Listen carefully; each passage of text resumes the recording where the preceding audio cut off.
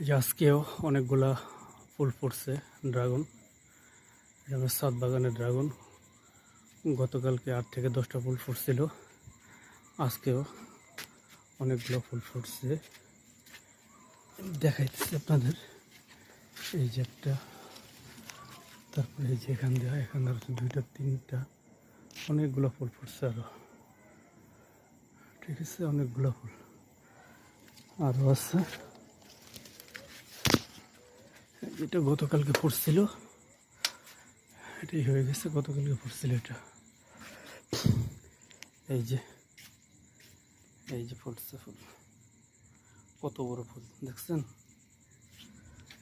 এই যে আরেকটা, এখানে একটা ফুটছে এই গাছে, এখানে আর অনেকগুলো ফুটছে। এই যে একটা, এই যে একটা ফুটছে, এই যে একটা ফুটছে, এই যে 2টা, আরো 2টা ফুটছে। অনেকগুলো ফুল ফুটছে আজকে।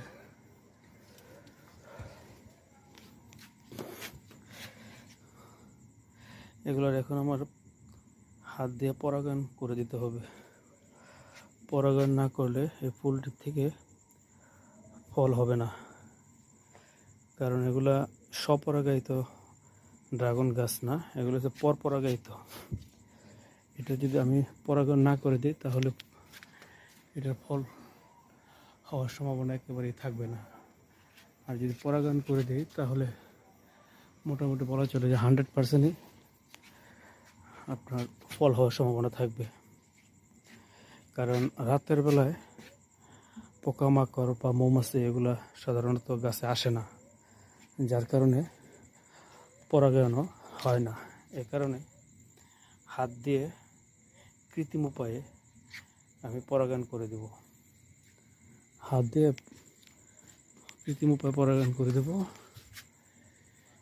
এই যে ওই পাপড়িগুলোর সাথে যে উপরে একটা বড় ফুলের মতো আছে, এই ফুলগুলার কিছু পাউডার জাতীয় কিছু একটা আছে এটার মধ্যে। এই পাউডারগুলা এই যে বড় যে আপনার ব্রাশ বা ব্রুজের মতো দেখা যাচ্ছে, এটার গায়ে লাগাই দেব। এটা হচ্ছে পুংকেশর, বড়টা এটা হচ্ছে পুংকেশর। আর বাকি যে ছোট ছোট ক্ষুদ্র ক্ষুদ্র যে হলুদ জিনিসগুলো দেখতেছেন, এগুলো হচ্ছে আপনার স্ত্রীকেশর। এই স্ত্রীকেশরের থেকে কিছু পাউডার আছে এখানে, এই পাউডারগুলো আমি পুংকেশরের উপরে ব্রাশ দিয়ে লাগিয়ে দেব। এভাবেই হাত দিয়ে পরাগায়ন করতে হয়। মাশাআল্লাহ,